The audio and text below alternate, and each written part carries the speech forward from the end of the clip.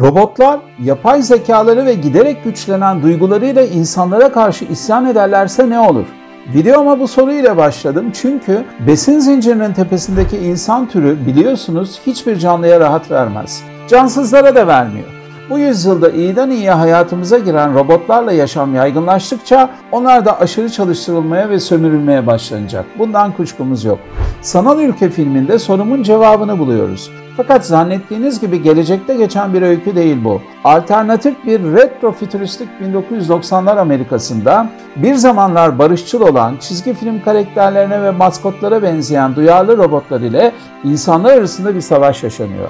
Bu savaş, Center teknolojilerinin kurucusu Ethan'ın buluşu sayesinde insanların kesin zaferiyle sonuçlanıyor. NeuroCask adlı bir cihazla insan zihni mekanize drone bedenlere bağlanıyor. Böylece odanızda otururken diğer bedeninizi istediğiniz yerde istediğiniz gibi kullanıyorsunuz. Drone bedenlere yenilen robotlar Amerika'nın güneybatısında 250.000 km²'den büyük devasa bir çöl alanına hapsediliyor. Hikayenin omurgası ise ailece kaza geçirdikten sonra hayatta sadece kendisinin kaldığını zanneden Michelle adlı genç kızın yolculuğu. Dahi bir beyne sahip küçük erkek kardeşi ona Cosmo adlı bir robotu gönderir. Michelle robotun ilettiği garip mesajdan kardeşinin yaşadığı ve onu bulması gerektiği sonucunu çıkarır.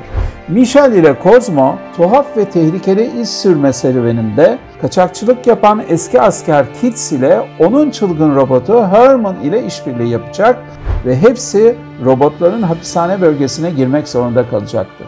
Filmde retro bilim kurgu alanında eserler veren İsveçli tasarımcı ve müzisyen Simon Stellenhagen grafik romanı temel alınmış. Yönetmen Anthony ve Joe Russo kardeşleri başta Marvel stüdyosu için çektikleri olmak üzere büyük bütçeli filmlerden tanıyoruz. Sanal Ülke de Netflix'in en pahalı yapımlarının başında geliyor.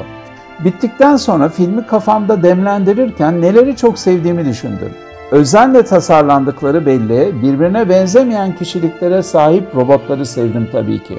Bu robot kreasyonu 1990'ların ruhuna uygun dokunuşlarla seyirciyi kendine bağlıyor. İnsan oyuncular da yanlarında sönük kalıyor açıkçası.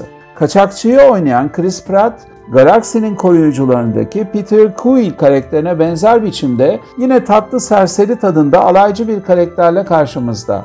Fakat film boyunca parladığı bir an yok. Filme başlamadan umudum bir önceki çalışması Damsel'da çok sevdiğim Millie Bobby Brown'du. Fakat o da Michelle karakterini boyutlandıramıyor, en duygusal anlarda bile etkili olamıyor. Diğer karakterleri canlandıran önemli isimler rollerinin haklarını verseler de hikayeyi sürükleyen iki başrol oyuncusu robotların gölgesinde pek varlık gösteremiyorlar. Mesela robotların lideri ve sözcüsü Bay Fıstık'ı seslendiren Woody Harrelson'ın ağırlığı daha fazla hissediliyor.